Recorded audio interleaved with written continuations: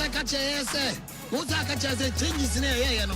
Say go ahead and tema. Na Quebec coach. Are they suggesting that the Angolans were playing in the sky? My brother, they are all footballers. Those they assemble to play against the Black Star are professionals. We assemble our professionals. They all play on the same pitch. Blah blah blah shit.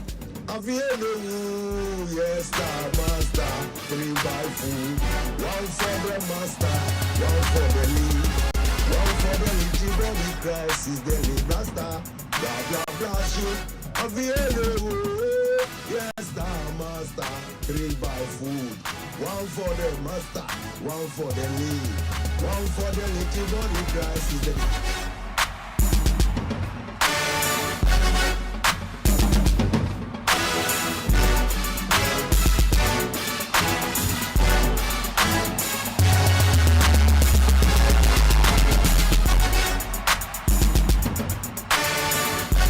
the very warm afternoon.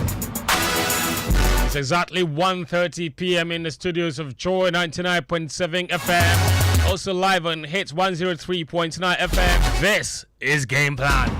Welcome to the show. My name is Fentio, Tahir Fentio. We have a brand new world champion and it's Spain. All hands on deck. España.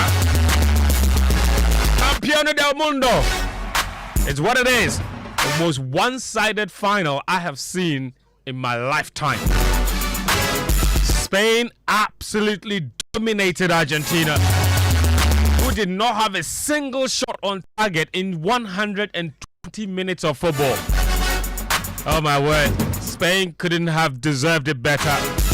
The best footballing nation at this tournament, one goal conceded, dominated every single category. The only team to stop Spain from scoring in this tournament was Cabo Verde.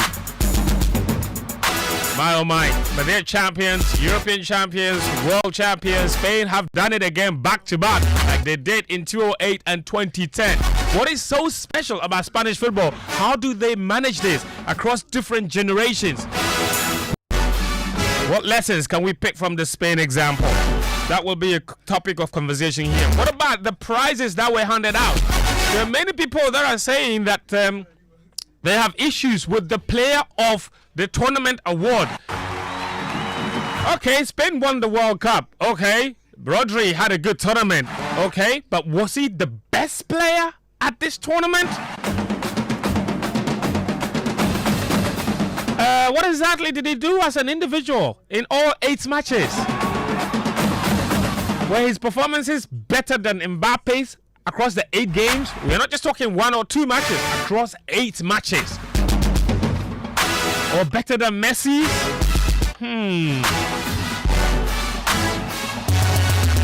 So there's that, of course, to be spoken about here on the show.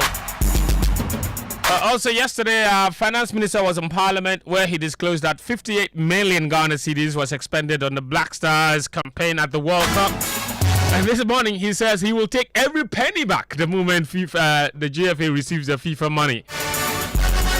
Is that really how and the best way to approach our football development, our expenditure when it comes to the World Cup? What is the best way to spend the money or to better use the money, to be honest? I think it's important for us to open this conversation up for people to understand that this whole idea of always giving money and taking money back and recycle, rinse, repeat, it's never really taking us anywhere. And that's exactly what we're going to do once more. And the country continues to struggle without a national training facility. So we'll get into that. We'll also get into the Commonwealth Games. Team Ghana has a competition today. We have a 40-strong contingent for the competition. Daniel and Achi have been keeping an eye. Today there was a national record from swimming. We'll tell you who else is competing, where you can keep your hopes on for medals for Team Ghana. That's where the sports minister has gone to promise them $10,000 for every gold medal won. We are back to that conversation again. What level of preparations were given them before the promises of the gold medal and the $10,000 for the gold medal? What are our realistic chances of winning anything? But the minister also says, where's Karim? The minister also says that we are preparing to bid for the Commonwealth Games, that we will bid to host the Commonwealth Games. Mompes have voice in the mommy. Why? We'll bid to host the Commonwealth Games. The Sports Minister said, Ghana, no, we are ready. We are ready to host the Commonwealth Games. We'll be submitting a bid. So we have a pack show. Plus, Ghanaian players and transfers. Today we'll get into 3 of them. Gideon Mensah, of course, he's gone to Germany. Joseph Opoku from Zulte Waregem, he's gone to Swansea City. In the championship, also Fatawi Shahaku has joined Ipswich Town. Are those the best moves for the Ghanaians? Which other player from a World Cup desperately needs a move? So we'll get some time and get into some transfers. Chelsea, Man United, Arsenal. They signed a player yesterday or agreed a deal for a player yesterday. So we get into transfers as well here on the show. It's live and interactive. It's yours. It's streaming live on the YouTube page of Joe FM, also on X Spaces. You can find a video on the Joe FM handle. You can send your thoughts to us as well, because the show is just as much as yours as it is ours. 055-1111-997, 055-1111-997. That's the WhatsApp number you can send your contributions to on all of the things that that I mentioned and spoke about. Today we'll try and get through every single one of those and not waste too much time on one topic. So welcome to the show, all of you. Of course, if you're listening on 103.9 FM, this is Hits FM. A good place for us to start on the conversation is this: 25 Ghanaians have gone to seek asylum in Canada. 25 Ghanaians that travel for the World Cup have gone to seek asylum in Canada. They say that they want refugee status. They should turn their temporary residence into permanent residence. So we will cross over on the line to Canada and speak to someone that is there to tell us, give us a bit more perspective on this story that has been trending since morning. So there's that, of course, here on the show. But a reminder of everything that went down in New York, New Jersey. Greatness indeed, a tournament that has transcended sports and become a shared human experience. But of course, sport is at its heart. This is the world's sport, and this is its ultimate game. And so it is time. Okay. Apologies for that. Let me get you the right one. Okay, so let me get you the right one. Thank you very much. Anyway, so as I indicated, everything that went down in New York, New Jersey, FIFA World Cup final, I mean, it is absolutely incredible cinema. It is what it is, and enjoy. Towards Olmo, and now Yamal! Something for Yamal to pursue. Oh, it's a beautiful first touch. That is gorgeous, and he's worrying Tagliafico, in by Lamal and wrapped up by Emi Martinez. Cucurella, oh, that's a smart touch as well. Torres! Kubasi! Marino, Ferran Torres! And Enzo Fernandez is walking. Lamine Yamal! Oh, what a save! Emi Martinez made quite a journey and turned it behind for a corner. Extra time in the World Cup final. Pedri Williams! Oh, Martinez again! Porro. Ferran Torres. Marino! Williams! Gave the foul straight away. And Williams played it in, and Marino! Pedro Porro, Williams, and thundered in for Spain by Ferran Torres! At last, at long last, Spain's magic moment! Oh, Torres is on his way here! Ferran Torres all by himself! And the flag is up at his expense. It's Simeone! Spain are the champions! Spain have seized their second star. The kings of Europe have conquered the world. When they wanted to give him the 10 years, he said no.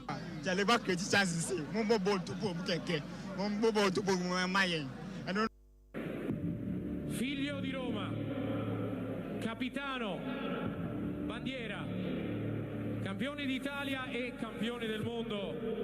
Uno scudetto, 2 Supercoppe, 2 Coppa Italia. Scarpa d'oro e Golden Foot, è semplicemente uno di noi. 307 gol, 786 presenze, 567 da capitano. Numero 10, Francesco!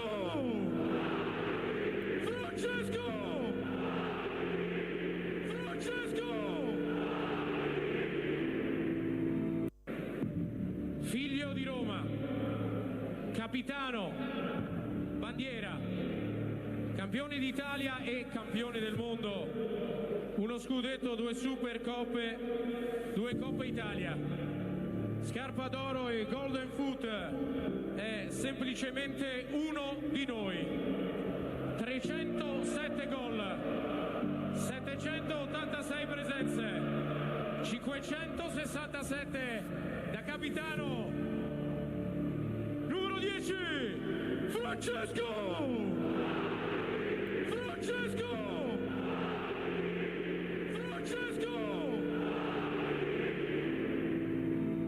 All right, welcome back. This is Game Plan on 99.7 Joy FM, also on Hits 103.9 FM. The guys are in studio with me. Philip Sichofe Achrim. That's Daniel Cranting.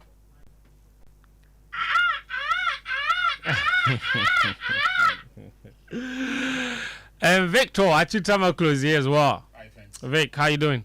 I'm good, yourself? Have you put your mic on? Yeah, it's on. Okay, please, guys, can you check? Anyway, so Everything is on.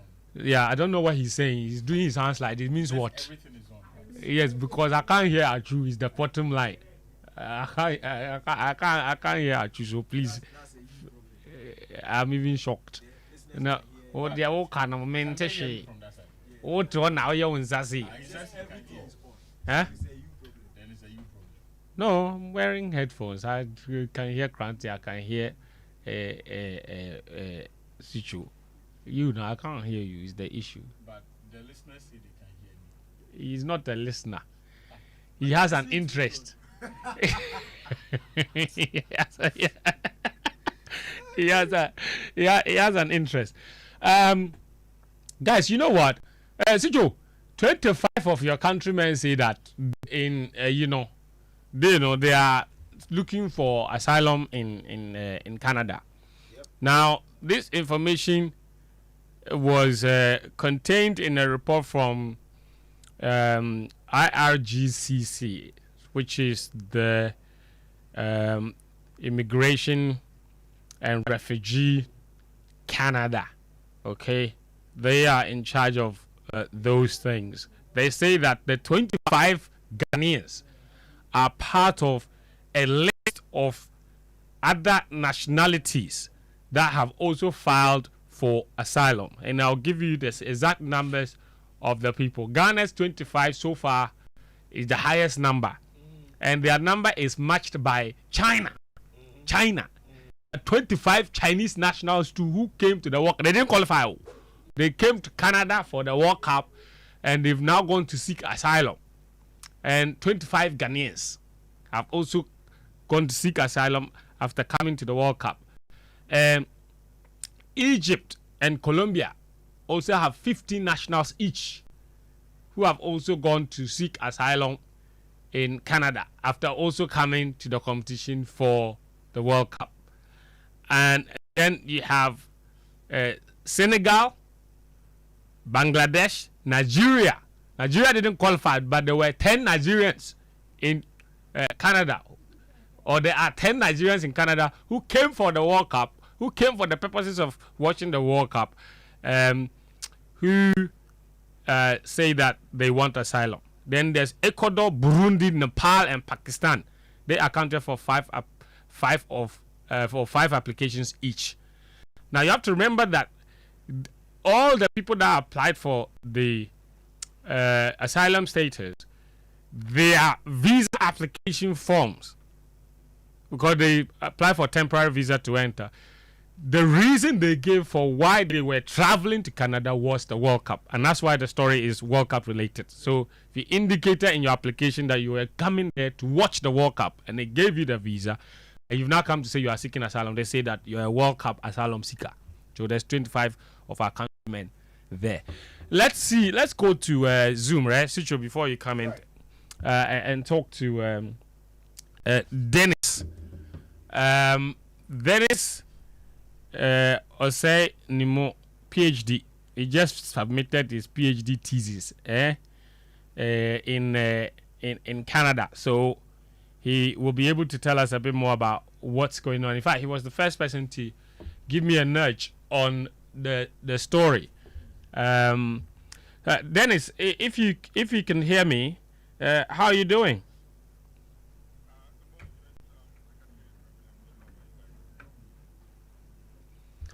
I beg your pardon. Dennis, can you hear me? Yes, I can hear you. No, Dennis says he can hear me. Guys, I need help in here.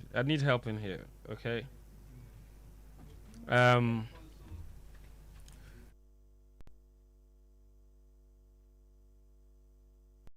All right, Dennis, are you there? Yes, I'm still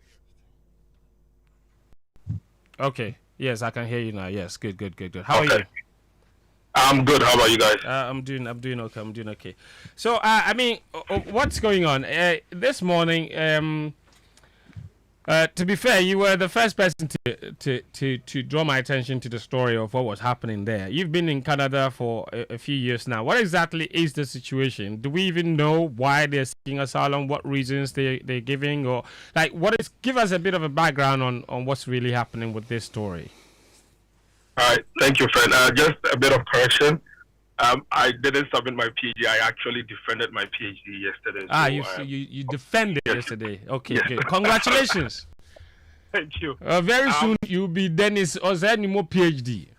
Oh, you are already. I am already. Oh, nice one. Okay, sorry, Dr. Dennis Ozenimo. It's still sinking in, yes. Yeah. No, I mean it's an incredible achievement. On a more serious note, congrats to you. Thank you, other guys. I better than a Dutch passport. I don't want to engage in that conversation. No, we definitely shouldn't. I think that if you live in Canada and you followed recent events around Canada in the last few years, especially post-COVID period, issues surrounding immigration is probably one of the most discussed and has been a bane, at least for the last Prime Minister. And so during the World Cup event, issues looking up to the World Cup, after the World Cup, during the World Cup, were always going to be something that would come up. And people were going to question the government. People were going to ask questions as to how many visas were granted, how many of them have left, because it's something that's happening in the parliament every single day. And hitherto, you could come into Canada on a temporary resident visa and then change your status to either a study permit, a work permit, and you didn't have to leave the country. You could do that change of status within the country. But with a lot of pressure on government means that a lot of changes would happen. So significant immigration changes have been happening in Canada. And so just to zoom into the World Cup, I mean, if you do ask the RICC for figures, they would provide to you. And so the window for World Cup applications, they considered those windows as between November 2025 to March 31st, 2026, as considering all applications within that window as World Cup related. And so the figures that they give are that they provided all in all over 16,985 visa applications were approved for the World Cup.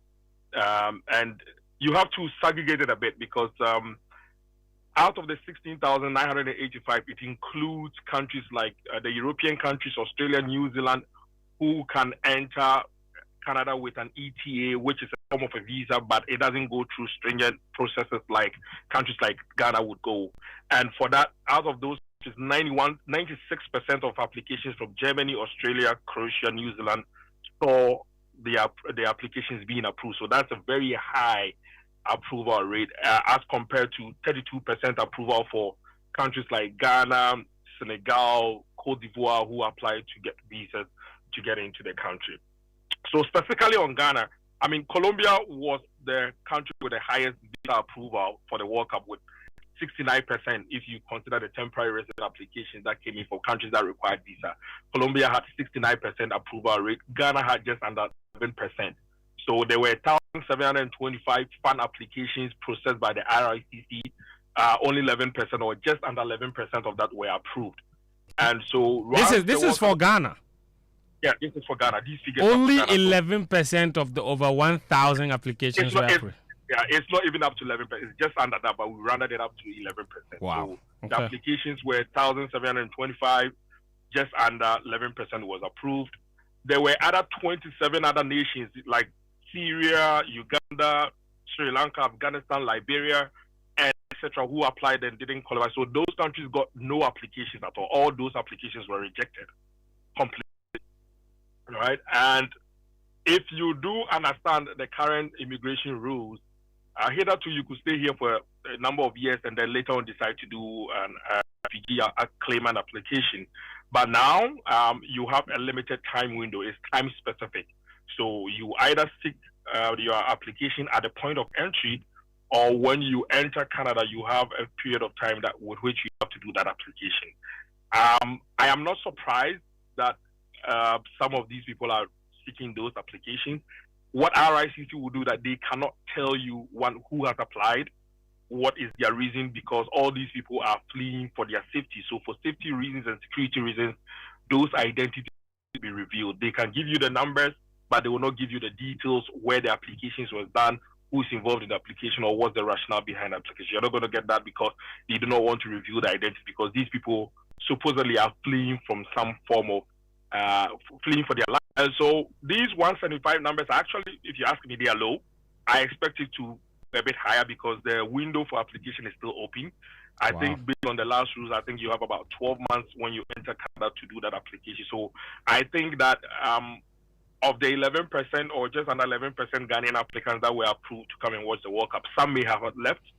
There were others still here, and I think some of them are still considering their options, and then they will decide whether to seek an asylum or decide to go back or decide to use a different route to stay in Canada legally. All right. Dennis, I think that is very well explained. I like the background that you gave. Brilliant stuff. So if you round it up, 11% of about 1,700 people, maybe just about 180 or so people got their visas approved. And if 25 have already been registered to have applied for asylum, and we can assume that some of them have also returned home, you imagine that it's quite a significant percentage of those that probably remain that have applied for these asylums. And as you indicated, that number could possibly go up. The other question that I have, obviously this is not the first time and this is not new. Football has been used or football travel has been used as an avenue to seek asylum in the past. Ghana has its own example from 2014 in Brazil, where over 200 Ghanaians applied for asylum status in Brazil. And they claim that they were fleeing from religious persecution at the time. The government of Ghana, of course, dismissed that as bogus and baseless, and actually asked the Brazilian government to deport them, which they never did. And they went ahead and granted all of them the asylum that they were seeking. Do you think, because now this story was first published on the Globe and Mail, which is one of the biggest newspapers in Canada.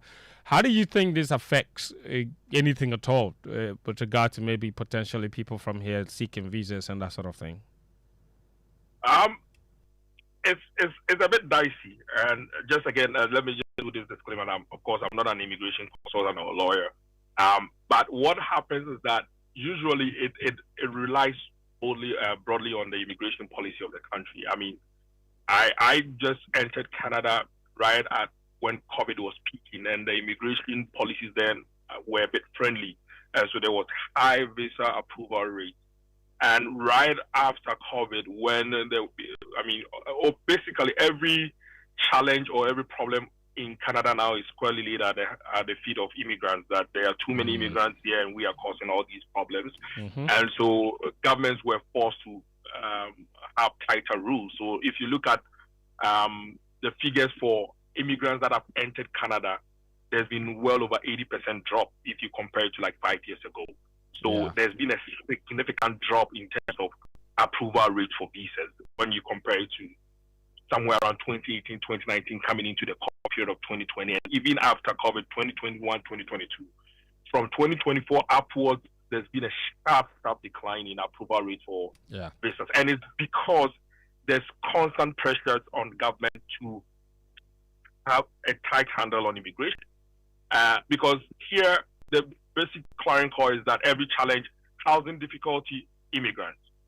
Economic lack of jobs, immigrants. Almost everything that happens here, the first explanation you hear from any politician is that there are too many immigrants. And so, of course, with that kind of pressure means that, and of course, if it costs the job of Justin Trudeau to lose his prime ministerial position, the next prime minister, of course, is going to tighten it up and try to keep hold of the government. And so I am not surprised that there are more tighter rules now. I personally know a few students from Ghana who had full board funding to come and do their PhDs here and were denied visas for various reasons. Some had to apply 2 or 3 times before they got approval. And sometimes when you look at the rationale that a visa officer has provided, you think that, well, this doesn't make sense. But I think that it all falls under the broader umbrella of the tighter immigration rules that are going on. So I will not tie it to the refugee claimants. It's just that within Canada these days, unless the policy changes in the near future, if you're applying for a visa, expect some challenge. Okay. Dennis, thank you. And obviously this is very significant because it ties also into the broader issue of a Ghanaian player being denied entry to Canada, even during the World Cup. So all of this is all tied in, and hopefully, now this is not to say, as Dennis said, this is not to say that any of the people seeking or claiming the asylum are claiming it under false pretense, of course, because we don't know what the reasons are and you don't know the background of these people. Some of them can have genuine cases. So it will be too far-fetched to maybe extrapolate any sort of conclusions from what this would have on the larger issue of visa approvals. But as he indicated, for the World Cup, just under 11% of all visa applications from Ghana were approved. That is a really, really low, to be honest. Anyway, Dennis Osei Nimo Ano used to be a journalist as well. Now he's run away and left us, gone into academia. Dennis just defended his PhD as well. Once again, congratulations and thanks a lot for joining us for this conversation. Thank you very much, Dennis. Thank you guys. Have a nice day. So that's that. This issue, obviously, as Dennis said, I think it will continue to develop over the next few days.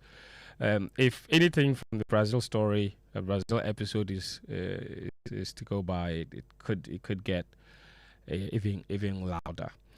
Does anyone want to comment on that before we move on, or wait? These things are not unusual. It's not a big deal. Yeah. I don't think it's not. No, it's not exactly as I pointed out. It's because the issue would be illegal immigrants. When you go into a country and you go and seek asylum, seeking asylum means 2 things, or could be a couple. But main things could be that you are running away from danger, or a certain level of hardship. Yeah. So if somebody has gone from Ghana has gone to Canada, and the person is running away from a danger here that he can use to apply for asylum, and then the Canadian immigration, whatever the authority will verify. It's up to them. And decide that the person ran out for that danger, or the person is running away from. But in Akirida Menace, brother, when their parents were going, when they got to the Spanish side, they had to lie to them that they are from Liberia because there was war in Liberia. and that is how they admitted them into the country. So they were seeking asylum in Spain because they were running away from danger, which was war. And that is why normally asylum seekers go through normally from countries where there is danger from conflicts, all of those things. So if some 25 people from China have gone to Canada to say that they are facing some hardship or there's some danger in China, somebody's threatening to beat them. Somebody's threatening to beat them, and in your country, what maybe they are doing in their country that somebody is going to beat them for, in your country it's allowed. Yeah, you take them. Of course. You know, people leave to other countries to go and say they are AE. The country allow them to come. If in your country it's allowed, then you take them. So I think it's a big issue. In fact, more people who feel they are in danger and go and seek asylum. You see, no, of course, safety is important. It's the best way because it doesn't affect anyone else who's applying for visa. Yeah. Because it's a legal thing that you have done. There's a window for applying. So if you have applied and you've been approved, it's the right thing I think that's for me. If we really go to Uganda, the next of course where Uganda, Kenya, Ghanaians want to go and seek asylum there. Always, every time the real headline from every time people from a country go to seek asylum is the threat to safety from the originating country. So which often can have a lot of even bigger political implications, funding issue. Like there's a whole lot. So people to go because there's poverty, there's maybe there's famine in India, there's drought, there's famine. And yes, if somebody lives in a region in Ghana that feels that there's famine there, and I was going to seek asylum in Canada, who am I? Say that. But the thing is that some of those ones, like farming, can be verified. There was glut last year, no farming, so that one cannot pass.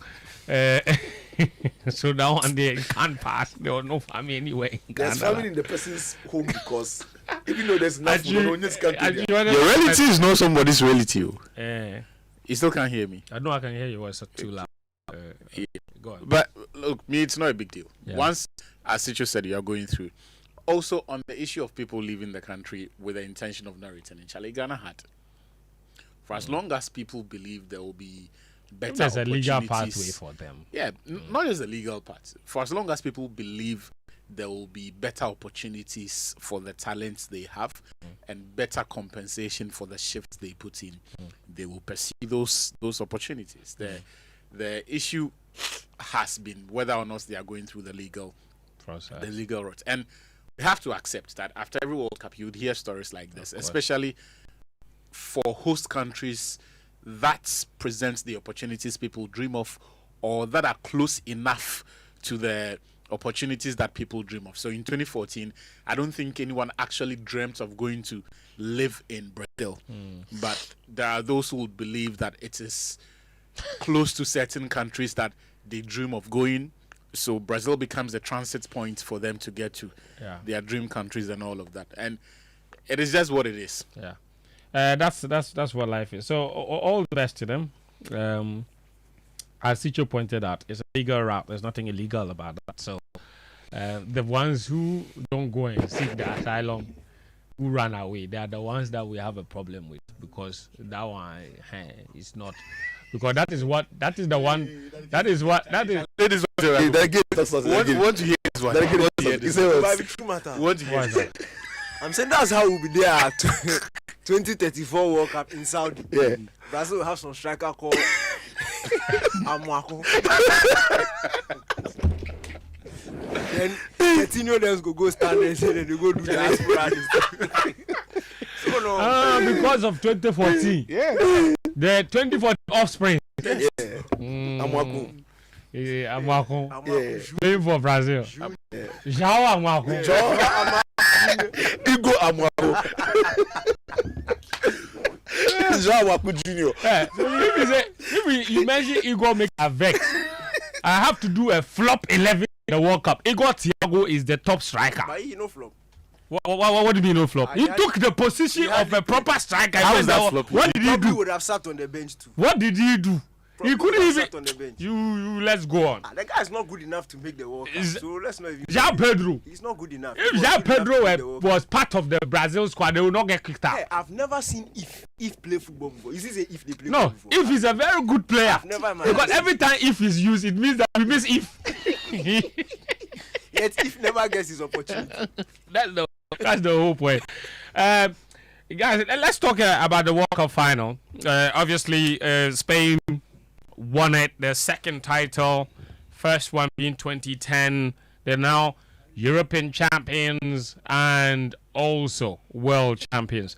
But the final, Argentina's behavior after that, it set up quite the conversation, including the player of the tournament. It's all kind of raised all kinds of questions. You know what? I actually would like to start from there.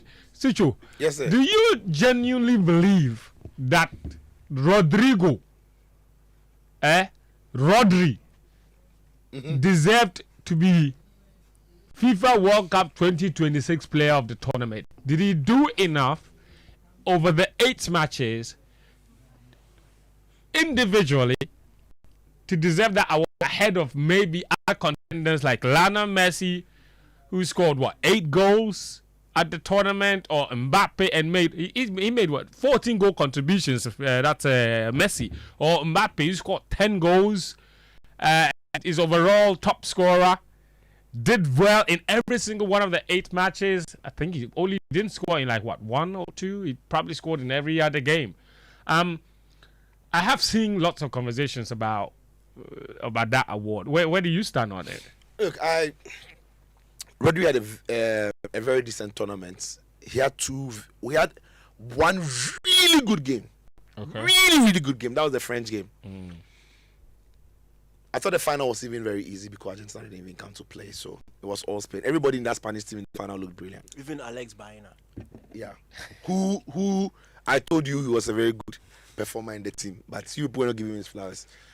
Look, French, I like to look at this award thing in a particular way. When these were done, which were 3 games, there were about 6 players who at the time were being purported to be players of the tournament, who were carrying the tournament and were doing great. The Cabo Verde goalkeeper was one, Vosinya. Lionel Messi. Harry Kane. Kylian Mbappe. Erling Haaland. And Vinicius Jr.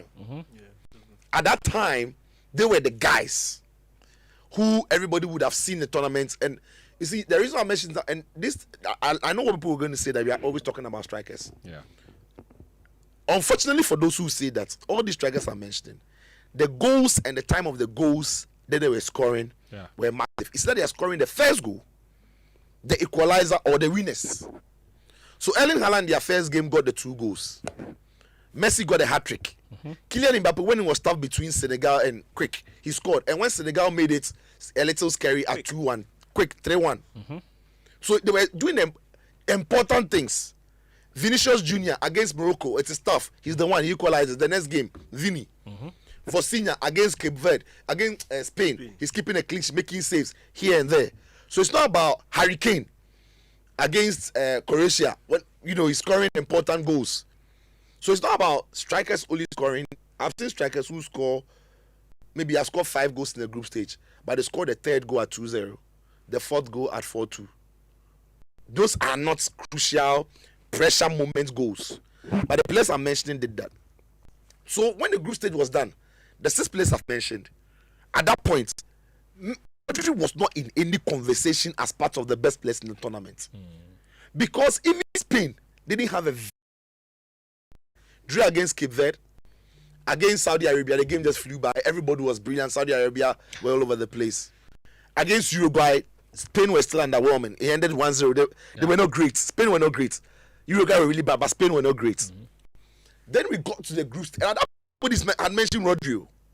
Okay. Nobody has said, even though Spain are not playing well, Rodri the ball was Rodri. If you are being honest, then you can do a simple set by the number of times the players I had mentioned earlier. Their names are mentioned as the stars of the tournament as compared to the number of mentions Rodri had after the group stage. So, in other words, your point is that after the first 3 matches of the tournament, Rodri was not a standout player. He wasn't part of the best players in the competition. Okay. He wasn't. Okay. Then we go into the knockout stages. In the knockout stages, Jude Bellingham joins the group. Right. Because that Mexico game, straight away, it catapults Jude Bellingham into that group. Versus exits the group because Lionel Messi does. They exited by Lionel Messi, who was brilliant on the day. The first goal he scored, the ball dropped, and assisted a crucial goal, the Romero header. Yes. That's run of 32. Kylian Mbappe was again immense for his country. In the run of 32. And Erling Haaland again. Yeah. So the players have their importance through to the last. Then we go to the last 16. No Rodrigo. Still last 32. Spain against Austria. Yes. They beat them 3-0, I think. No, but then we went to the last 16. Again, Spain and who? Portugal. Yes. That game, everybody saw the game. It was in the balance. Nobody really stood out. It was in the balance. And Spain had out one moment, which of course Rodri was involved. But you won't tell me he was a standout player. It was in the balance. He didn't. But even at that point, Mbappe and Co were doing it. At the round of 16. At the round of 16, still, Rodri wasn't part of those who were going to be player of the tournament. Because at the round of 16, by that time Bellingham had entered the conversation. By that time Bellingham had entered the conversation. Vosinia was out, and even Hurricanes, this thing was dropping. So let's do it this way. Yes. Round of 16.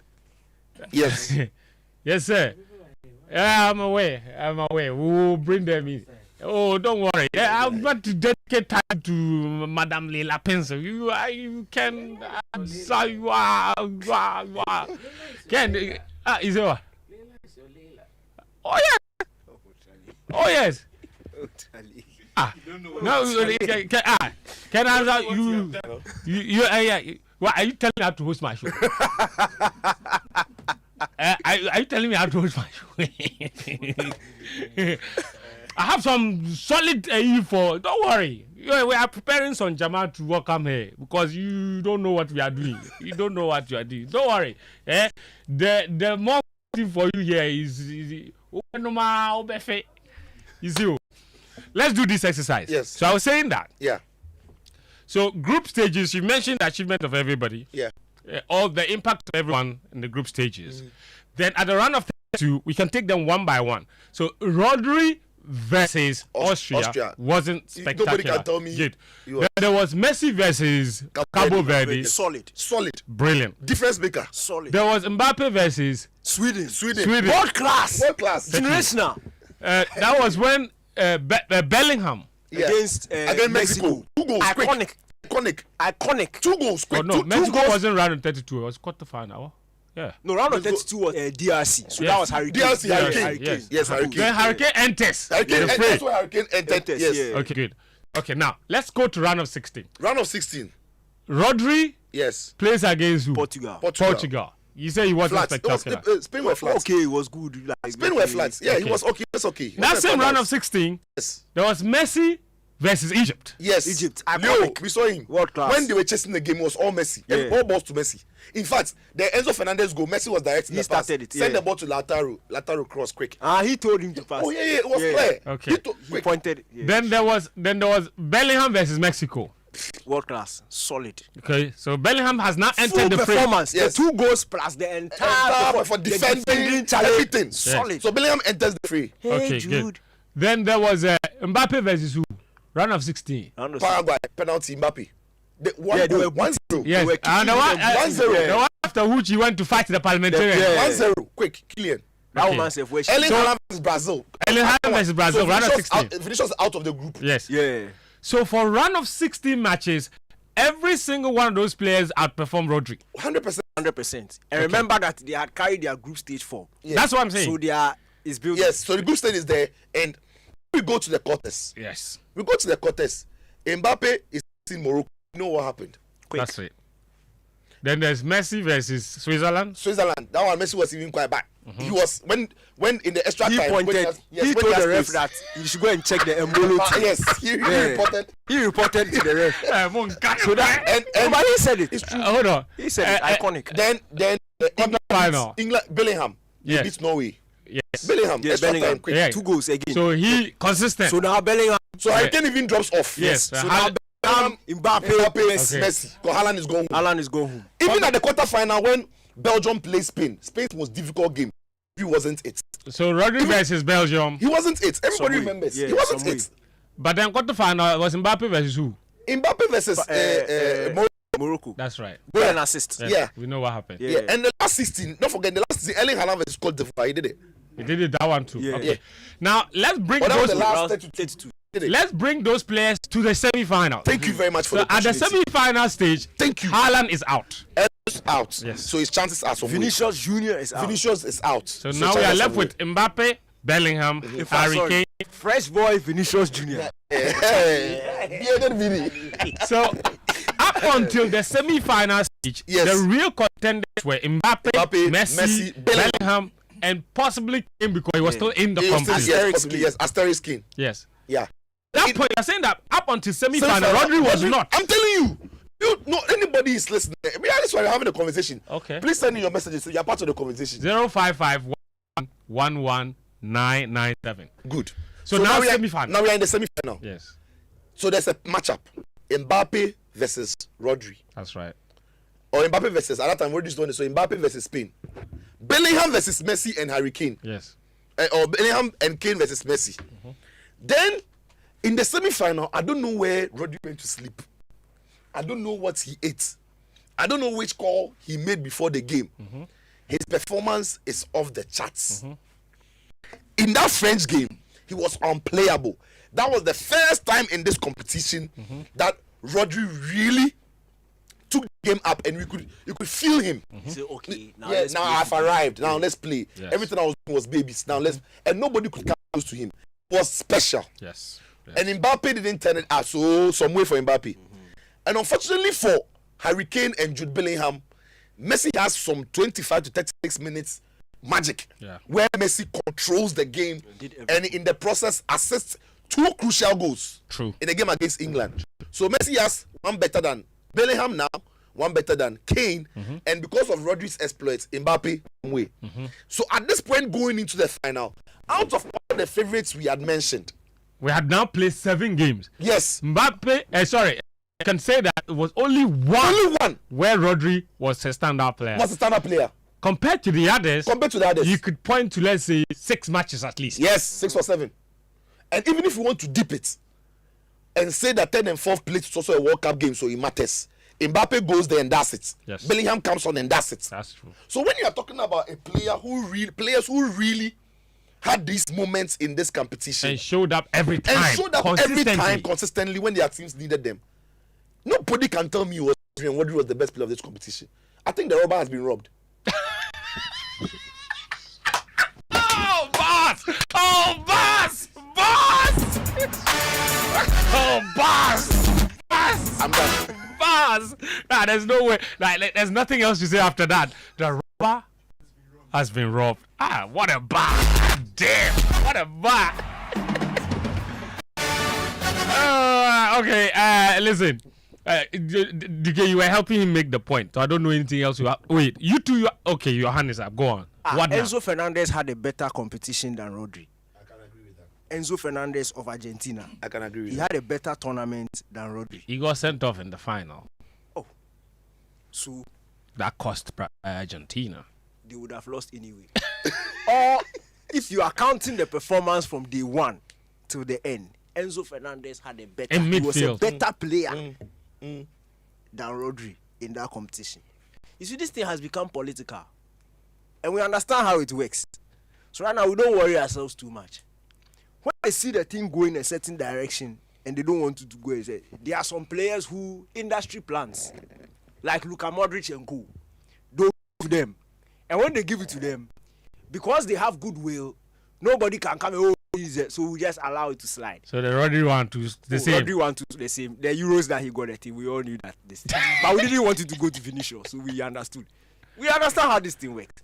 Rodri, 2024, was he the best player? No, that competition, Rodri was not the best player. We all know. But it's okay. You understand? He has some goodwill and some aura about him. That competition, He's a good boy. Thank you. Fabian Ruiz had a better competition than him. I agree. Euro 2024. But if they are giving to Fabian Ruiz, he doesn't carry that weight. Only aura. Thank you. So if you go to the Ballon d'Or and you want to shift it a certain direction, it will be difficult. But if you give it to Rodri and Rodri gets there, with the Spain backing backing, they can force it on him and snatch it away from Vinicius Junior. Which they did. It's so political. 2018. 2018, in the knockout games of that World Cup, Modric, force. We watch those games. Croatia against Denmark, he almost cost them. In fact, semi-final, Perisic Mandzukic, they balled out for Croatia. Modric was okay. The quarter-final, round of 16, Modric balled out in the group stages. After that, he went to sleep. But when the competition finished, they all knew where the thing was. He was going somewhere. The thing was going somewhere. He was going to his wife when they called Roger, come, let's give you this. Come and take it. Because World Cup year, when the golden ball goes to somebody, the person must have done well the World Cup. No. When the World Cup golden ball, best player goes to the person. Ballon d'Or. So they knew that this thing, if we don't find somebody heavy to give it to, the Ballon d'Or will go. So they gave it to Modric. And then was denied. We understand how this even though he had an incredible season. Incredible year. Even that World Cup, he played 4 matches, he scored 4. I remember the hat-trick against Spain. So these things, we understand how it works. Let's not come and sit here and come and we know. And we know that one of the people on the technical team. Otoado. Oh, but that's a cool. Otoado gave the best player to Rodri. But Otto told me. Otto is my guy. But we know how these things work. So me, I don't want to. So whatever. On this whatever. Let's demystify something. The ones that say that they didn't give Messi because he didn't win. They didn't give Messi because he didn't win. No, but Modric didn't win it. Thank you. Messi didn't win in 2014. He got it. Thank you. We saw Zizou and Co. Thank you. So Oliver Kahn and Tins. Thank you. So what are they saying? Thank you very much. Please. Ronaldo himself. Oh yeah. El Phenomenon. Yeah. 1998. He didn't win. He was the best player. So the one saying that Messi didn't win. No. The 2014 that maybe you shouldn't have gone. Now you did to him. No. This one more that you've rubbed the rubber. No. It has balanced the equation. Maybe. Actually, you are just watching them quiet. You don't agree, Bob. You're plugging the loophole. See, sometimes when you're making an argument, you have to think for the person who's against you, and then see. You say some people will say that. Nobody will say. You just know that the person against you. Hey, Mr. Chairman, my opponents make me say this and that. Before they even think it, we have thought. But still, actually, like Odeshi. The way he ended it, he nearly convinced me. The rubber has been rubbed. Yeah, that was a bar. That was hard. That was a bar. If we only want to reward forwards, if we only want to reward forwards, yes, make your point. Because we should be careful the language we use. Thank you. When you start using words like the most important, then we should close the game. We shouldn't play a team sport. No. And only recognize those who score. Yes. And those who create the goals. As if the ball drops from the sky to them. Somebody has to pass to them. My guy. It's true. In the same French team. Yes. When people herald Mbappe's numbers, they don't tell you that up until they met Spain, they were limiting teams to XGs of 0.3, 0.5, 0.4. I put it to you that Dayo Upamecano's significance, he and Saliba, what they were doing at the back, was just as important as what the forwards were doing. Mm-hmm. Of course. But nobody mentions them because it is the way the modern game is appreciated. Omuni aura. Not just aura, but okay, the aura is there, left. But we also have a bias for forwards. Yes, that is it. It's not a modern game. It is just what it is. That is why, if you look even into history, in terms of the great games that people like to reference or the great players, very rarely would you find midfielders who don't score or create goals featuring in those conversations. Yes, it is true that at the time in the group stages, in the early rounds of the knockout phases, Rodri was not in the conversation. But as I have established, conversation championed by people with biases towards forwards. True. That is not the final point of reference. It is not the final arbiter in conversations like that. Thank you. We all watched it. And you see, while Rodri may not have matched the height he attained in that semi-final and the final, it does not automatically mean that before then, in the group stages, in the early rounds of the knockout stages, doesn't mean he was not performing. Rodri was performing. And I think when you told that narrative, what you are doing is that you are making Rodri a victim of his own very high standards that he set That is also true. in the subsequent stages. Look, the truth of the matter is this. Rodri won Rodri won the award on the day of the semi-final. Because When he came up against another player who was in contention. bro, the levels to which he performed, nobody in this tournament matched it. Nobody. So that one game Because in that game, Rodri was the system. That's He right. was the beginning and the end of everything good Spain did in that game. Yeah. And this was a meeting of about 2 or 3, in my mind, Of the potential contenders. MVPs. Yes. and he balled them all Me, out. if I'm picking my team of the tournament, Olise. Upamecano is there. Even Olise. Olise is there. Which will you say? Kylian Mbappe is there. Yes. And yet they came up against a team who had Rodri. Controlled by Rodri. Oh. Controller. He controlled the chaos of France. Thank you very much. Yes. The chaos Mbappe and Olise and Upamecano Had created until that point. Me, I love it Yes. when players like that get recognized. Yes, we So pay. that's man of the we match. Pay, no, That's not it player is- of the it is not tournament. man of the match. That's It man of is- the match As performance. I said, Rodri gave us sustained high-level performances, and then in the semi-final, Yes. he just showed the rest of them that he belongs to a different stratosphere. Yes. Hey, Yes. different Oh, but stratosphere. did he look like he had any mates on the pitch? No, it felt like he was at Artemis Different 2. level. Yes, he was on Different Artemis level. 2 flight. Different level. Artemis 2. Yes. You see what they are doing? So Rodri, he has won the thing. While the rest were driving Alachano, he was in a different stratosphere. Alacha with contaminated fuel. Oh, That will leave you at the Alajo bus stop. Ajitoklo, on that note, you deserve this. Carefully selected ingredients, no preservative. You know what? Hey, sorry, you know what? What you deserve is not coming. So it's like the thing, you're deserving, so wait. Give me you. Oh, you come from full power. No, the guy doesn't deserve it. Nah, he knows. Oh, he deserves it. He deserves it. He deserves it. Okay, actually, actually, listen. Yes. That's a robotic claps. I'm talking about robotic claps. Ladies and gentlemen, I tell you what, people that deserve a clap, ladies and gentlemen, put your hands together for Bank of Africa. You know what? Hey, Lawrence, come and stand here. That's right. You know what? Listen, Women's AFCON is coming. Okay, Women's AFCON is coming. It is here. This weekend, Women's AFCON is starting this weekend. Okay, actually, no, it's okay. It's okay. Please, you can take that seat. Yes. You go there. Then Lawrence can be here. Thank you very much. Oh no, then you have to sit in the middle. Yes, please swap. Sack at you. That's all. Women's AFCON is here, which means Joy Sports will be there, and Bank of Africa will be there as well. Guys, put your hands together. Super. Listen, Leila Pencil is here, head of marketing. Leila, tell us what good news you have brought us this lovely afternoon, this lovely Friday afternoon. Yes. Thank you. Thank you so much. Yes. Thank you so much. Africa is here today, as you said, with a big surprise. That's right.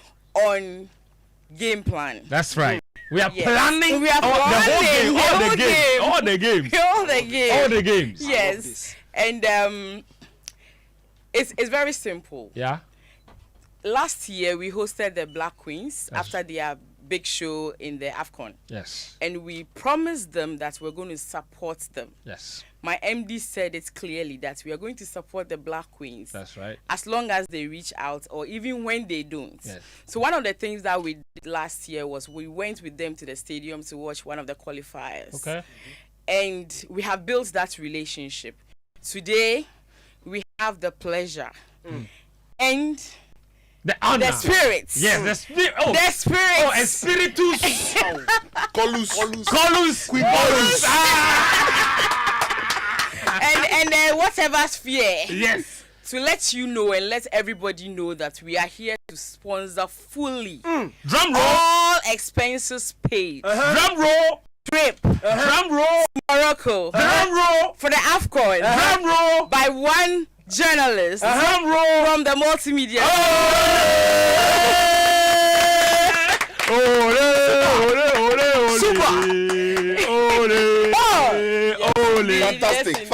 Fantastic. It is what it is. You see, that's what you call a commitment to the development of women football in this country. People that put their hand and their feet and everything where their mouth is. Not talk shop. This is act and do. And it's very important because when a reporter is there on the grounds, the stories of players will get told in a very authentic manner. True. We will let all Ghanaians know what's happening. Yep. It will let Ghanaians appreciate the journeys of the players better. It will help Ghanaians appreciate the efforts, appreciate the sacrifices of the players better, and it will whip up interest that will generate support among the millions of Ghanaian football fans across the country. Thank you. And you are making the right investment because in this country, we have the best women's football. Yes, quick. That's true. No doubt about that. Ladies and gentlemen, we are going to Morocco. Lawrence Bedu, you are going to Morocco. Ready. Oh, and you. That's so true. It means that Leila, you even came here with the check. Yes, we came here with the check. You are giving us the money, Philly. Yes, Philly. Your presentation. Yes, Wait. exactly. Please, Daddy, game game plans has to be in the background. So Lawrence, go there. Check. Oh, Charlie. So what is going on here? So listeners, listen. The Women's African Cup of Nations is starting off on Sunday. The competition is being expanded to 16 teams. The Black Queens will be aiming to win their first ever Women's AFCON. They finished third at the last competition, and they'll be looking to go a step further. But there's other significance for this one because they will also be aiming to qualify for a first ever FIFA Women's World Cup since 2007. They haven't been there in a long time. So it's a double whammy, really. And, of course, we can see Bank of Africa is making it all happen. It's supporting us for that trip. Yeah, no, I have to.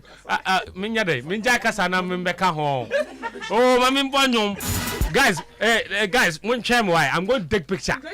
I'm going to take picture. Because as head of sports, I must be in the picture. Thank you very much.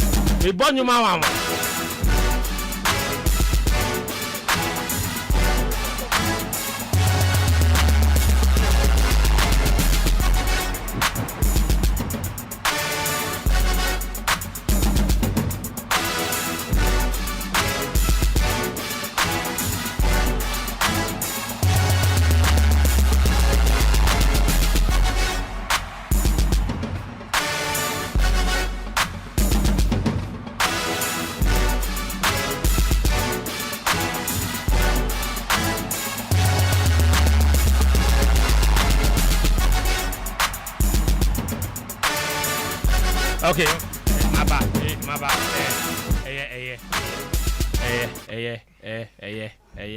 I finished taking the picture. Leila, last words from you. First of all, let me just say that we appreciate this effort. We appreciate this commitment from BOA, and we'll make you very proud. Okay, we'll make you very proud. Thank you. But any best wishes to the team or?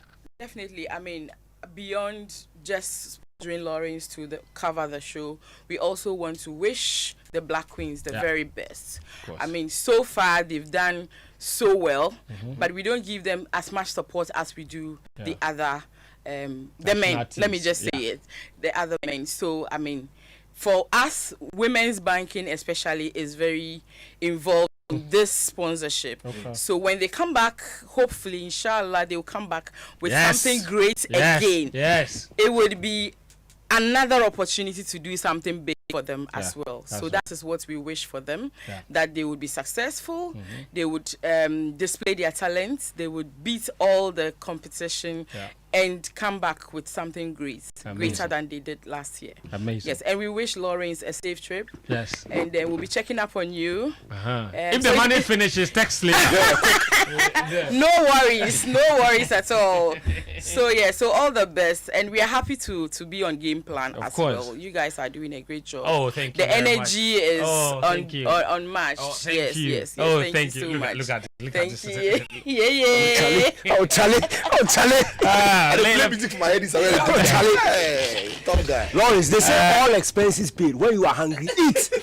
That is it. Everything is covered. But yes. Feel free. Yes. We are at home. Yes. Morocco is home. Our head office is in Morocco. Super. So you are wow. going. Yes, in fact, yes. Wow. Our head office is I in love Morocco. it. So you are going home. I know you check like if you go past the head office there, some good people say yeah. Oh, wow. Oh, They carry the Ghana greetings come. That's true. That's true. And you've been in Morocco already, so you know the ghettos already. Yeah. Guys, Go chop tajin. I only have one message. I only have one message for Lauren as he departs for Morocco. Baba! Oh, I'll link you. A very sad story is last year Daniel and I were having a conversation. After Daniel told that beautiful story of mama and papa, I sent Daniel a message. Danny, he said go link me mama. Daniel said no problem. So from the start of the tournament to when I got back home, Daniel had forgotten whatever he had to do. No, she don't get data. That's why. She don't get data. This time his data is covered. Yeah, it's Everything covered. is covered. So No it's excuse. fine. Yeah. No It's excuse. fine. Leila, thank you so much. Thank we you appreciate so much. Thank you so and this is what we're talking about. So for all of you listening to us as well, in order to show support to BOA, of course, for also supporting women's football development, of course, bank with them. And you have branches where and where? We have 23 branches across Ghana. A lot, yeah. Yes. That's a lot. And we have 32 footprints across Africa. Wow. We are the only bank that has a direct physical branch in China and in Dubai. Wow. Yes, so Very our Pan-African in that. very Pan-African and very trade SME, focused. Yeah. So doing SME with us is top notch. Yeah. You can do whatever business within Dubai, China. You have your BOA business there. Yeah. Then of course we have credit cards that you can use. It's not for the elites. We have dropped our credit cards. Everybody can own one. Once you have a salary account, you can have a credit card. And across border, if you have an ATM that is Bank of Africa ATM from Ghana, you can use it at all Bank of Africa ATMs. So when you go to Morocco, you can use it, whether it's Visa or not. It's a whether it's Visa or not, it's a well-networked. Exactly, it's a BOA network, so you can use it at any BOA ATM. That's hard, and that's great. It's a great feeling to be a member of Bank of Africa. Yeah, thank you. Yeah, thank you, Leila. Leila, your age is showing. You and I, you say that's great. No, the Gen Zs, they don't say that. They say, I mean, I don't know, and I don't want to expose myself. Clack it. Alright, thank you, Leila. Leila Pencil is head of marketing at Bank of Africa. Going to the Women's Africa Cup Nations in Morocco. BOA ensuring Joy Sports will be there on the ground. So Lawrence Baidu bring you all the latest news, all the updates, all the exclusive interviews, behind the scenes stories, and everything around the competition, of course. Ghana's first game is Lawrence, come back. Ghana's first game is on Tuesday. Correct. They played a friendly game yesterday and won by 4-0 against one of the teams that have also qualified. Malawi. Where would the team be based? The team will be based in Casablanca. Oh, yeah, in Casablanca. Until the semi-finals. Okay. Yeah. If we do make the semi-finals, the games all move to Rabat. Okay. So what's happening is that the competition is being played at 5 stadiums across just 2 cities. Rabat and Casablanca. Yes. So Rabat has. They've got like 3 in Rabat. Yes, 3 venues. So and 2 in Casablanca. Group B and Group D will be in Casablanca. Group A and Group C also in Rabat. Okay. Originally, Group C was supposed to be in first. Same as Group D as well. Yeah. So, first. but World Cup. Yeah. So they are. They're developing. They're redeveloping the place. Exactly. And also, Rabat and Casablanca are just 30 close. minutes apart. Yes. So everything is around the same place. It's much easier. So apart from trying to win the trophy, which we've never done there's also an opportunity to qualify for a first World Cup since 07. Yeah. 20 years. 20 years. And that is where I thought the determination will be for the girls. If you speak to most of them, the idea is to try and get into the semi-finals like they did last year, which ensures automatic qualification into the World Cup. But then if you're looking at how well Ghana has tried to win the WAFCON, they've been there in the final on 3 occasions, losing all 3 of them. The surprising thing will have to Nigeria. Yeah, they've lost all 3 to Nigeria. And if you look at any team that has been to the final or won it before, there's the case of they losing at least 1 to Nigeria. So it tells you how good Nigeria have been. Boss, it's not even, it's like you are complicating it. In the history of the WAFCON, only 3 countries have won the AFCON. Yes, there have been 10 editions. Yes, Nigeria only 3. Nigeria have won 10 of them. Thank you. That's it. That's all you need to know. Equatorial Guinea 2, South Africa 1. Finito. Yeah, so for the Black Queens, yes, in as much as they'll be eyeing the trophy, the World Cup qualification probably will be something that they will also be keen to secure. That will be the biggest priority for them. So we wish them all the best, and hopefully, once you get to Morocco, we can learn more about the team. Once again, their first game is on Tuesday. It's on Wednesday. Wednesday. Yeah, against Cape Verde. Cabo Verde, who are debutants at this competition. Exactly. So is it true that for senior sister is the goalkeeper? I haven't seen that or haven't heard that. I'm just asking this. Anyway, Lawrence, thank you very much. All right, this is Game Plan on 99.7 Joe FM. Your messages are welcome on 05511111997. The debate on the best player of the tournament competition has been quite exciting, quite interesting. Lots of you have sent in messages here. I will read them, so do keep them coming. 05511111997. But let me tell you about Viamo Technologies. Okay, if you're looking for a job or not sure and you're not sure where to search, Viamo keeps you connected anytime, anywhere. Just call them on 231 on MTN for free and select your preferred language to catch up on available job vacancies near you. And that's not all. You can also listen to real life advice from experts to improve your daily life. All these are available on MTN short code 231. Just dial it and listen. Viamo Technologies, bringing you closer to the conversation.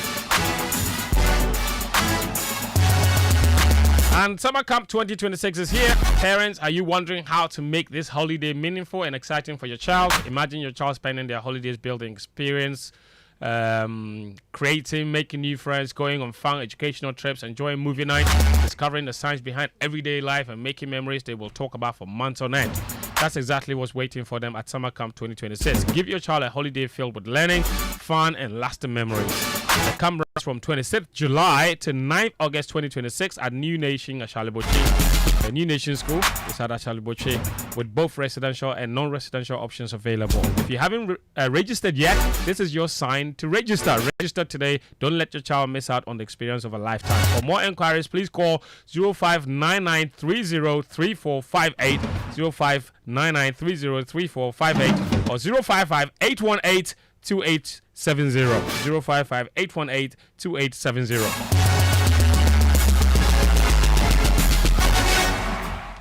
And let me tell you a bit about the headband, okay? Accra, are you ready for the Ultimate Friday night experience? This Friday, the 24th of July, that is tonight, okay? Tonight at 8 p.m.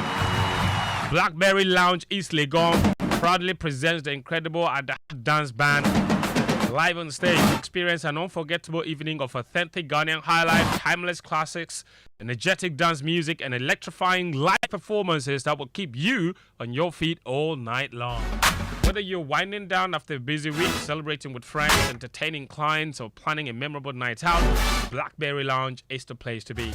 You can enjoy delicious meals, premium drinks, and elegant ambience, and the best live entertainment in town. You can reserve a table now by calling 0546-938788.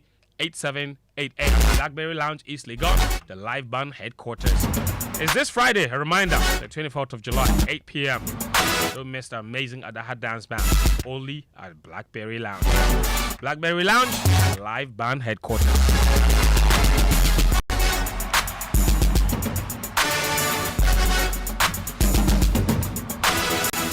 And next Tuesday, the future of finance, of course, will tell you how that's digital, and it starts with a conversation.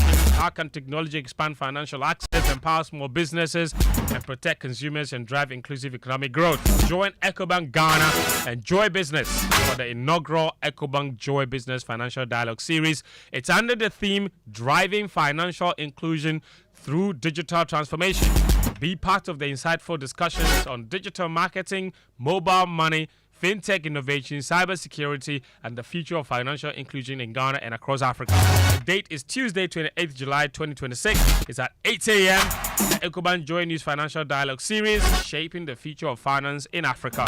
Don't miss it. Live on Joy News TV and Joy FM. Physical attendance is strictly by invitation. And we have a Showbiz Roundtable coming up. It's on Saturday, 8 August from 2 p.m. to 6 p.m. It's live on Joy FM, Joy Prime, and Joy News. So what are we doing? The 9th edition of Joy FM Showbiz Roundtable is on the theme Assessing 20 Months of Government's Impact on Tourism, Culture, and the Creative Arts. Together, we will examine government promises, assess implementation, measure impact, and discuss the road ahead for Ghana's creative economy. Our distinguished panel features Francis Doku, COO of Maestro Africa Group. JCI Japan is lead consultant at JCI Japan and Associates. Olele Salvador is a pop culture journalist. Ken Addy is broadcaster at Joy FM. Asamoah Bedu, Chatawale's best friend, is entertainment journalist. And Kwame Dazi will serve as moderator, our very own. You can be a part of the conversation. You can send questions ahead of time on the WhatsApp line 055-111-1997, and they'll be read during the show. Tune in once again, Saturday, 8 August from 2 p.m. to 6 p.m. live on Joy FM, Joy Prime, and Joy News. It's 2:46 p.m. So many messages, huh? Hold on, let me take some of them. And then, guys, I'll come to you on some of the transfers, some of the Ghanaian players that have moved around, and whether these moves are good for them. Actually, I'll come and ask you about the prudent spending or prudent use of resources at the World Cup or from the World Cup. The finance minister says that the moment the FIFA money comes, he said, I'll go and collect my money.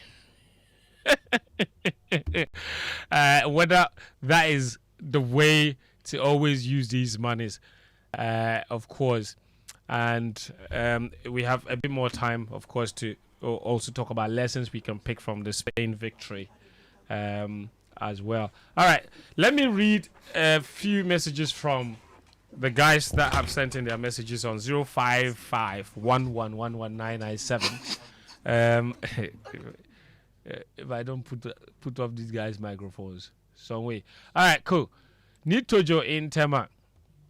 Nee says, where's Nee's message? Just scroll down to the bottom. In football, most individual awards are always biased. Ghana wants glory but doesn't prepare adequately for it. All right, he's tied two things into one message. Stanley Nachimota says, can you explain why the top European teams are playing their matches during prime time whilst the less fancied countries are playing at 1 a.m., 2 a.m.? Isn't that discrimination by FIFA?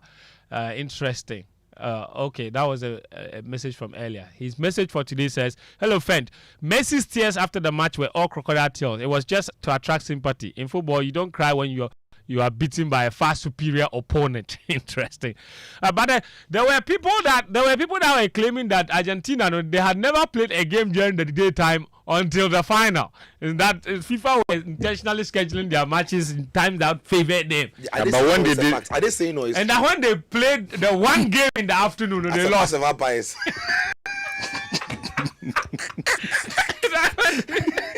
All right. Let me. There are more messages here. This one says, hold on. Good day, Joy Sports team. For me, Spain was great. The only reason we weren't hearing much about them was because the media was focused on Argentina, Brazil, England, Norway, and France, while Spain was quietly doing their thing. Just because the media is focused on you doesn't mean you are the best. Spain was quietly amazing, but not everyone was paying attention to them. This is a message from Nana K. Nana, thank you for your message. This one says, Good afternoon, friend. This is Prince in Mile 7. Congratulations to your colleague, Muftar Nabil Abdullahi, for covering his second World Cup. More grease to his elbows. Yes. Muftar, congrats once again. He did a great job, of course. So he's got a day off. He's resting. Ellie in Accra says, hi guys, you saw how England destroyed France in the third place playoff match. Why on earth did they decide to sit back against Argentina? The thing is still paining me. Oh. Kelly, you have to move on. You have to move on. All right. This one is a message from Tom Brown, who says that final match wasn't worth the final. The third place match should have made it for the finals, and the finals played ahead. That third place match was just beautiful. The goals, the players, everybody was just beyond expectation. Okay, thank you very much, Tom Brown, for your message. This was a good afternoon, guys. Raymond from Spain here. For me, my best player of the tournament was Marc Cucurella. Cuckoo. That's right. Yeah, Cucurella had a really good tournament. That's true. You can't dismiss that. So that's a good shot. Remember back in 2014, Thomas Müller should have won the best player, but FIFA gave it to Messi just to console him for losing that final. Prince in Accra sent us that message. This is a Donald from Spentes. Donald says, I do not understand why FIFA focuses on rewarding players from the tournament winner with individual awards. Honestly, Rodri did well, but was nowhere near the best player award. Bellingham and Mbappe had fantastic tournaments, and I believe one of them should have won it, especially with Bellingham being a midfielder and scoring about 6 goals overall. My question is, didn't he score 7? It was 7 goals, yeah. My question is, how many Man of the Match awards did Rodri win? Only 1 before the tournament. Mbappe and Bellingham won 4 or more each. So individually, they were brilliant. Bright East Lagos says, Rodri does the simplest things. That's why a lot of people don't see his contributions. It takes a technical eye to see them. Right. Thank you very much for your message. This one is from Tanku Mohammed, who says, good afternoon to you guys. Do you know the best team is playing club friendly today? Manchester United from Mutala as well. And yeah, I think, let me see. Let me just pause here and take the guy's thoughts. Sicho. Yes, sir. There's Joseph Opoku to Swansea. That's in the Championship. Isahaku to Ipswich Town. We already know about the Gideon Mensah move. There weren't too many people very happy about the Isahaku move. Is that just being a little unreasonable, or you can see reason in there? I can see reason in it. Why? It's a Premier League team. Yeah, but people thought he was going to go to maybe a mid-table team. Unfortunately for Fatai Isahaku, when he had the opportunity to impress in the Premier League, he got injured. You remember the yes. Premier League season with Leicester where he got his ACL done? Yes. So you'd have thought that would have been the season where he would convince more Premier League teams that he was ready to make a step. As for the Championship, he's told everybody that he's good. Yeah. So the next step would be, and it's normal, it's really normal. Normally, the very best players in the Championship, the teams that play in the Championship and are coming up are looking to buy them. Yeah. Unless you excel at a certain level or you went there on loan and your parents' club is Chelsea, like the Macy Mount, will come back to it. But rarely will you see that maybe a mid-table team in the Premier League will go to the Championship and then buy. They will rather buy players from relegated Premier League teams from that season. Mm-hmm. So you see Spurs didn't finish too strongly last season. Look at the players they bought. Matthias Fernandes is coming through, you know. And so I understand the frustration for many Ghanaian fans. But now this is a big season for Fatai Isahaku. The biggest, perhaps. He has to break that cycle of you are a Championship player or the promoted teams kind of player.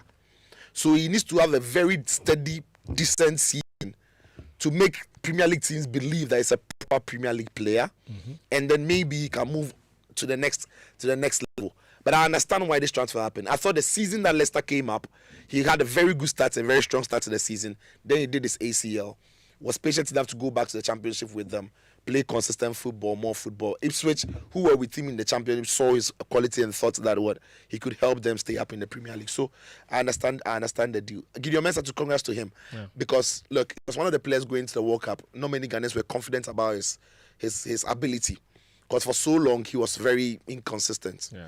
and had more bad performances than good ones.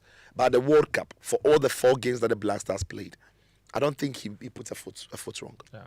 I thought he was really solid.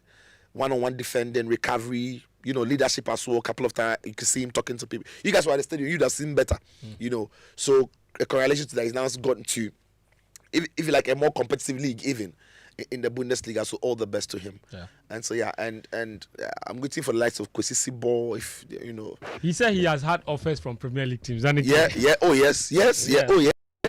And he will fit this new Premier League corner kick and long throws and long Sibo. Yeah. Sibo will fit. Dige, thoughts on that? What the Sibo? Transfers? No, Sisaku. No, I think I don't know how people, maybe when they watch Isaako, maybe they are seeing Lamine Yamal or something. But of course, we are Ghana. I don't know. We'll be too much. The thing is, he's got to move to a Premier League team, which is a big deal. Yeah. There was no guarantee that a Premier League team will come for him. His team got relegated from the Championship, so that's pretty bad. Yeah. So he has stepped 1 league. Yeah, he's gone up. So we would have seen maybe a team that finished in the playoff come for him and use him as a push to qualify for the Premier League. So a team like that. Yeah. But he's made a jump straight from League One to Premier League. So I don't see where the complaints are. The Premier League is a big deal. And especially for a team like Ipswich who have been there before. Just 2 seasons ago they were there. They were there. So now at least they know what it takes to survive in the Premier League. They know what they need to do to survive in the Premier League. They've brought in a new manager, Gary O'Neill, former Wolves boss, I think former Bournemouth boss also. So if he comes in, his first outfield signing was Fatai Isahaku. You can clearly tell that they have some good plans. He does some good work with talented young players. Young players. So for me, it's just about the consistency. If he can get consistent playing time, he has the talent that can get him hopefully a stay in the Premier League in the future. I don't want him to go back because I think that Ipswich Town will go back. But his teammates feel like he's the one who keeps them up. Because when he arrived and they were shaking him, you see their faces like, this is a guy. You know, they need just one piece to complete the jigsaw. The lap. Take him. He's a legend. Chelsea fans want to check the boy. They won't sack the guy. He's a player. Actually, briefly. The finance minister says he will collect the 58 million. But shouts to Opoku. Joseph. Yeah, he's joined a team with rich Ghanaian history. That's true. Yes, the forefather. He is a proper, and we complain in an era where we complain about our youth players not coming. Yes, he's gone through the ranks. Yeah. And again, Jordan Ayew, Andre Ayew have served Swansea City very well. True. And we are hoping he'll be loved. Yeah. Before you ask him, because you check the interview, you ask him, does he know the Ayews? They say, they are legends here in Ghana. Solid. So may that Ayew grace be with him. And may he help Swansea be promoted to the Premier League. Well, you know the Spanish player they had who had one brilliant season. Michu. So he will have a Michu-like season. No. We don't want a Michu-like season. Atu says the 58 million, when he comes back, he's collecting his money. It's like we have not learned anything from all the previous World Cups. He's come back, consolidated fund, that's it. Well, they should collect it. There's nothing wrong with taking back. Repurposing it. So I'm coming. There's nothing wrong with taking back monies that were essentially loans, right, to the Football Association, or the Black Stars through. Yes. So what is worrying is that it's like it's business as usual. The only plan government seems to have for sports is fund the Black Stars and the national teams. That's it. So that is where the conversation has to go. So, and it's interesting because you are hearing all of these scattered ideas. The last time the minister was in Glasgow saying they want to host the Commonwealth Games. President is saying we want to co-host the AFCON. Okay, at what point does it all make sense? Are these does it become a policy? No, for me, my issue is, are these part of a bigger plan that you have got that you are not telling us, that when you mount a platform, then you want to drop some of... If it's part of a bigger plan, I really don't mind. But I want to see that plan. Right? I want to see that plan. I want to see what you want to do about. Are they not tired of the national team renting places to sleep when they have to come for 2 days in Accra? That's my point. Like, this national team have to be tenants all the time. In Accra, in Accra, in their like hometown. Accra, and everywhere else in the country. Are they not tired of it? It's scandalous. And this is where the Black Stars budget goes. As for bonuses and those things, they happen once every 2 years or every 4 years. But the bulk of the money you spend is on flights, is on pre-match camping, and all of those things. I even have an issue of this. So for me, look, what I want to see, as for the money, take it. But what kind of investments are you making into sports, into boxing, into football? When it comes to football, what's the plan for capacity building? For raising the next generation of coaches, for even the next youth teams that we have? What is the plan? Okay, what is the plan? That's the question. We'll go into this conversation much deeper on one of our shows. Also, do join us on Monday night for Sports Zone at 8 p.m. I'm sure this is a conversation that will evolve over the coming week. But yeah, we thank you guys very much. We appreciate you for joining us here on Game Plan on 99.7 Show FM, also in his 103.9 FM. Big shouts to Edwino and producer Risa, Carmen and Zara. Big shouts to everybody who tuned in today. Thank you, Achu. Thank you, Daniel. And thank you, Victor, as well. Sicho. We will be back again next Friday for another episode of Game Plan. Until then, do take care of yourself and have a wonderful weekend.